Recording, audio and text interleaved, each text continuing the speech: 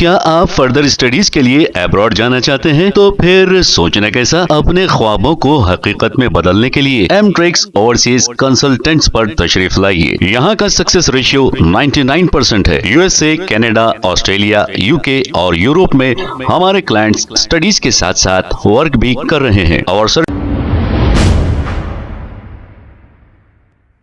अस्सलाम वालेकुम नाजरीन, 7H न्यूज सच को रखे आपके आगे। नाजरीन, आखिरकार पाकिस्तानी जासूस जो हमारे मुल्क की जासूसी कर रहे थे, इन्हें गिरफ्तार कर लिया गया और इनसे पूछताछ जारी है।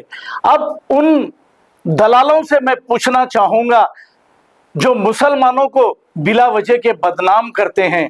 ये जासूसी करने वाले हिंदुस्तान की जासूसी करके पाकिस्तान को इंफॉर्मेशन देने वालों में से बताइए एक भी मुसलमान है?